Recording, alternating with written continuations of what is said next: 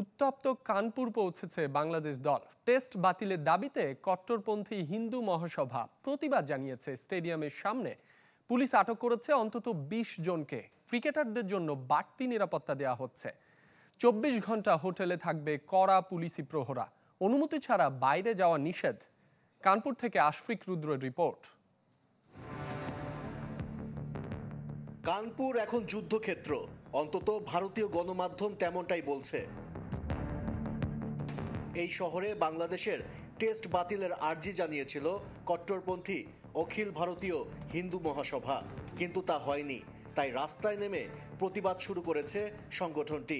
সোমবার match venue green park stadium এলাকায় বিক্ষোভ করেছে, আগুন জ্বালিয়ে প্রতিবাদ জানিয়েছে। বাংলাদেশে হিন্দু সম্প্রদায়ের উপর হামলার অভিযোগে তাদের ম্যাচ বাতিলের দাবি। আইন শৃঙ্খলা বাহিনীও নীরব থাকেনি, আটক করেছে অন্তত ২০ জন বিক্ষোভকারীকে। পুলিশ নিজেই রোববার ২০ জনের বিরুদ্ধে অভিযোগ দায়ের করেছে। নিরাপত্তা নিশ্চিতে প্রাদেশিক ও কেন্দ্রীয় গোয়েন্দা সংস্থার সাথে একসাথে কাজ করছে পুলিশ। আমরা নিরাপত্তা ব্যবস্থা নতুন করে পর্যবেক্ষণ করছি এবং কোনো দুর্বলতা যাতে না থাকে তার চেষ্টা করেছি। অতিরিক্ত পুলিশ মোতায়েন করা হচ্ছে পরিস্থিতি নিয়ন্ত্রণে রাখতে। এমনই উত্তপ্ত পরিস্থিতিতে চেন্নাই থেকে চার্টার্ড বিমানে কানপুরে পৌঁছেছে বাংলাদেশ ও ভারত দল। বিমানবন্দর থেকে শুরু কড়া নিরাপত্তার। এক মুহূর্ত দেরি না করে সরাসরি চলে গেছে ল্যান্ডমার্ক হোটেলে। সেখানেও ২৪ ঘন্টা থাকবে পুলিশি প্রহরা। অনুমতি ছাড়া হোটেলের বাইরে যাওয়াও নিষেধ। তবে হিন্দু মহাসভার বিক্ষোভের মাঝে বুধ ও বৃহস্পতিবার কিভাবে অনুশীলন করবে দুদল তা এখনও অজানা। শুধু ক্রিকেটাররা নয়, সিরিজ কভার করতে ভারত সফরে আসা গণমাধ্যম কর্মীরাও নিরাপত্তা শঙ্কায়। Ashfiq Rudra, channel 24, Kanpur, Bharat. ৩০০ food grade stainless স্টিলে তৈরি, যা নিশ্চিত করে জংবিহীন সিঙ্কের আজীবন নিশ্চয়তা। আরএফএল কিচেন সিঙ্ক, স্বাস্থ্যকর কিচেনের চিরস্থায়ী সমাধান। শেয়ার বাজারে নিয়ম ভেঙে বড় অঙ্কের জরিমানার মুখে পড়লেন সাকিব আল হাসান। ক্রিকেট তারকাকে ৫০ লাখ টাকা জরিমানা করেছে Bangladesh securities and exchange commission. সব মিলে ১,৬৩,০০,০০০ টাকা জরিমানা করা হয়েছে। প্যারামাউন্ট ইন্স্যুরেন্সের শেয়ার লেনদেনে কারসাজিতে সাকিব ছাড়াও আছে মোনার্ক মার্ট ও আবুল খায়ের হিরুর নাম, যার সঙ্গে সখ্যতার ভিত্তিতেই শেয়ার বাজারে সাকিবের যুক্ত হওয়া। বিপদ যেন কাটছেই না সাকিব আল হাসানের। সংসদ সদস্য পদ হারানোর পর হত্যা মামলা সবশেষ শেয়ার বাজার কেলেঙ্কারি। কারসাজির অভিযোগে ৫০ লাখ টাকা জরিমানা হয়েছে বিশ্বসেরা অলরাউন্ডারের।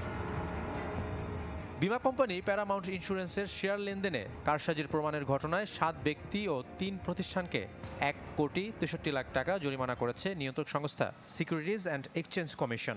বুধবার বিএসইসির ৯২৩তম সভায় এই সিদ্ধান্ত হয়েছে। যথাযথ তদন্তের পরে যদি দোষী সাব্যস্ত করে এটা করা হয় তাহলে এটা অত্যন্ত প্রশংসনীয় পদক্ষেপ। আর আমাদের এটা বিবেচ্য বিষয় নয় যে কাকে জরিমানা করা হলো, সে কি সাকিব বা অন্য কেউ। আমরা আমাদের সম্পর্ক অপরাধকে করেছে। আবুল খায়ের হিরুর হাত ধরে মোনার্ক মার্টের মালিকানায় সাকিবের যোগ দেওয়ার পর থেকে শেয়ার বাজারে তার প্রবেশ। জরিমানার তালিকায় হিরু ও মোনার্ক মার্টও আছে।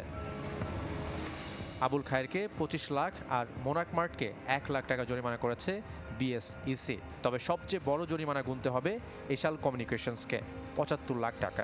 এছাড়া আবুল কালামকে ১০ লাখ, জাহেদ কামাল ও লাভা ইলেকট্রনিক্সকে ১ লাখ টাকা করে জরিমানা করা হয়েছে।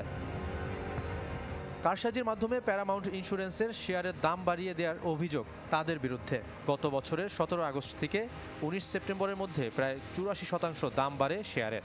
ডিএসই তথ্য অনুযায়ী ১৭ আগস্ট শেয়ারের দাম ছিল ৪১ টাকা, ১৯ সেপ্টেম্বর যা বেড়ে দাঁড়ায় ৭৫ টাকা। অথচ মাত্র কদিন আগ পর্যন্ত সিকিউরিটিজ অ্যান্ড এক্সচেঞ্জ কমিশনের শুভেচ্ছা দূত ছিলেন সাকিব আল হাসান। গত ২৮ আগস্ট তাকে বাদ দেয় বিএসইসি। শাফাত মিদুল, চ্যানেল 24। এলো instant milk powder happy cow, যেমন সাশ্রয়ী তেমনি পুষ্টিগুণে ভরপুর। হ্যাপি কাউ ইনস্ট্যান্ট মিল্ক পাউডারের সাথে ফার্মল্যান্ডের চিনি গুঁড়া চাল একদম ফ্রি। বিশ্বকাপ সেমিফাইনালে খেলার স্বপ্ন দেখালেন নিগার সুলতানা জ্যোতি। দেশ ছাড়া দুদিন আগে নারী দলের আনুষ্ঠানিক ফটো সেশন হয়েছে মিরপুরে। সেখানেই বিশ্বকাপ ভাবনা জানিয়েছেন বাংলাদেশ অধিনায়ক। স্পিনে কাবু করতে চান প্রতিপক্ষকে। বিশ্বকাপ যাত্রার আগে হাস্যোজ্জ্বল বাংলাদেশ। সভাপতি ফারুক আহমেদ আর নারী উইং প্রধান হাবিবুল বাশারকে সাথে নিয়ে ফটো সেশনে টাইগ্রেসরা। সতীর্থদের সাথে খুনসুটিতে দলকে চাঙা রাখার চেষ্টা অধিনায়ক নিগার সুলতানা জ্যোতির। নারী টি-20 বিশ্বকাপের নবম আসরের অপেক্ষা, তবে বাংলাদেশের জন্য ষষ্ঠ। সুখস্মৃতি বলতে 2014-তে প্রথমবার অংশ নিয়ে শ্রীলঙ্কাকে হারানো। এবার শুধু জয় নয়, লক্ষ্যটা আরও বড়। সেমিফাইনাল কে না খেলতে চাই, সো আমাদের টার্গেট থাকবে সেভাবেই। শুধুমাত্র স্কটল্যান্ড না, যদি আমাদের সেমিফাইনাল যেতে হয় আমাদের ওই 3টা টিম থেকেও কিন্তু ম্যাচ উইন করতে হবে। সো প্রত্যেকটা টিমের এগেন্সট ডিফারেন্ট প্ল্যান তো ডেফিনেটলি থাকবে, এবং আমরা কিন্তু বলবো যে সাউথ আফ্রিকায় হারাই আসছি টি-20-তে। সো ওদের এগেন্স্টে আমাদের একটা ভালো খেলার এক্সপিরিয়েন্স আছে। বাংলাদেশ থেকে বিশ্বকাপ সরে যাওয়া আক্ষেপে পড়ায় টাইগ্রেসদের, তবে সেসব নিয়ে ভাবার সময় কোথায়? ভালো পারফর্ম করতে মূল ভরসা স্পিন ডিপার্টমেন্টের দিকে তাকিয়ে জ্যোতি। গ্রুপ পর্বের 4 ম্যাচের 3টি শারজার স্পিন বান্ধব উইকেটে হবে বলে স্বপ্নেরা মেলেছে ডালপালা। শারজায় খেলা হচ্ছে, ওখানে কিছু ম্যাচ আমরা দেখছি, আফগানিস্তান সাউথ আফ্রিকা ছেলেদের খেলা হচ্ছে, হয়তো আমাদের ফরে আসতে হবে, কারণ স্পিনটা অনেক বেশি ভালো। সো এই দিক থেকে আমরা ব্যাটাররা স্পিন ভালো খেলে। আত্মবিশ্বাসী কোচ হাসান তিলকারত্নেও ভালো পারফরমেন্সের মূল মন্ত্র জানা হেড কোচের। বরাবরই ব্যাটিং ডিপার্টমেন্ট নিয়ে আমাদের চিন্তায় থাকতে হয়, তবে সাম্প্রতিক সময়ে তা অনেকটাই কাটিয়ে উঠেছি আমরা। এখন আত্মবিশ্বাসী হওয়াটা খুব গুরুত্বপূর্ণ। প্রথমবারের মতো পুরুষদের সমান প্রাইজ মানি নারী টি-20 বিশ্বকাপে, যা কিনা বাড়তি অনুপ্রেরণা জাহানারা, মারুফা, সাথীদের জন্য। অ্যাটলিস্ট আইসিসি তো বৈষম্য করতেছে না, এটা খুব ভালো একটা বিষয়, এটা খুবই ভালো। এবং আমাদের মেয়েদের ক্রিকেটে বলবো যে অনেক জায়গা দেখছি যে অনেক বেশি পরিবর্তন হচ্ছে, বাংলাদেশেও হচ্ছে। সো ফার এটা বলবো যে পুরো টিমকে কিন্তু অন্যরকম একটা জাস্ট না, এই ভালো করলে একটু ভালো কিছু পাওয়ার সম্ভাবনা আছে। ব্যক্তিগত মাইলস্টোনের সামনে দাঁড়িয়ে বাংলাদেশ অধিনায়ক স্কটল্যান্ডের বিপক্ষে নিগার সুলতানা নিশ্চয়ই রাঙাতে চাইবেন নিজের 100তম টি-20। বৃহস্পতিবার আরব আমিরাতের উদ্দেশ্যে ঢাকা ছাড়বে টাইগ্রেসরা। রেদওয়ান শুয়েব, চ্যানেল 24, ঢাকা।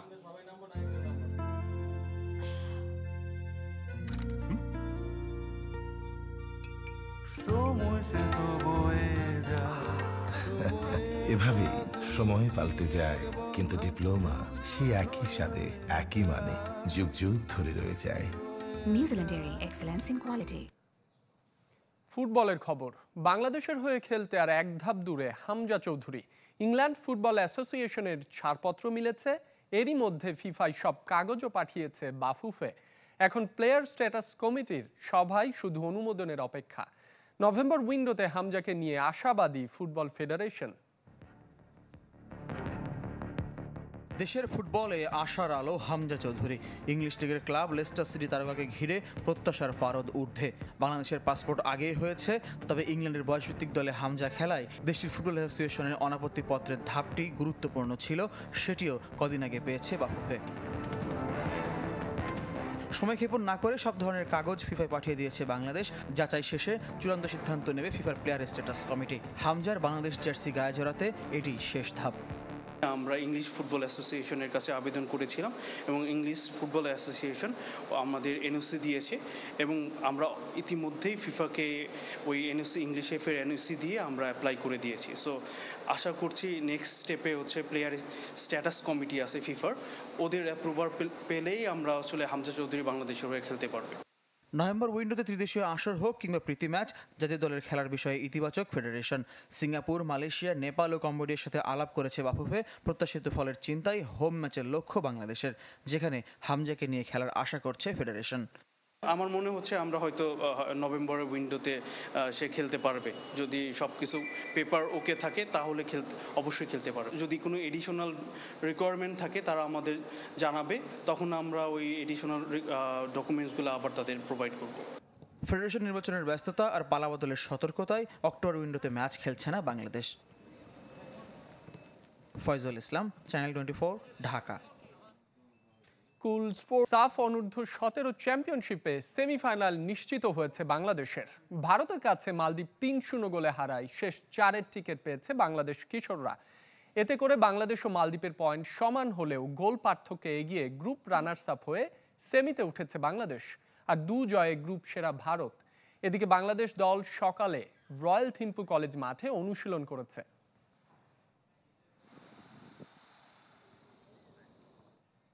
রেস্টুরেন্ট ব্যবসায় আরও সম্প্রসারণ হলো সাবেক ফুটবলার মীর আল মামুনের উদ্যোগ। তার গড়া কাচ্চি ভ্যালির নতুন শাখা উদ্বোধন হয়েছে মঙ্গলবার। মতিঝিলেই রইল তার প্রতিষ্ঠানের 2টি শাখা। নতুনটির কার্যক্রম শুরুর দিন কাচ্চি ভ্যালিতে গিয়েছিলেন সাবেক ফুটবলার আমিনুল হক, সাব্বির, কাননরা। এছাড়া ক্রীড়া সংগঠক আব্দুস সালাম সহ ক্রীড়াঙ্গনের বিভিন্ন পর্যায়ের ব্যক্তিরা নতুন শাখায় গিয়ে সাবেক ফুটবলারের উদ্যোগে আস্থা জুগিয়েছেন। বঙ্গবন্ধু স্টেডিয়াম কমপ্লেক্স এবং মতিঝিলের ক্লাব অধ্যুষিত এলাকার মাঝামাঝিতে উদ্বোধন হয়েছে কাচ্চি ভ্যালির নতুন শাখা।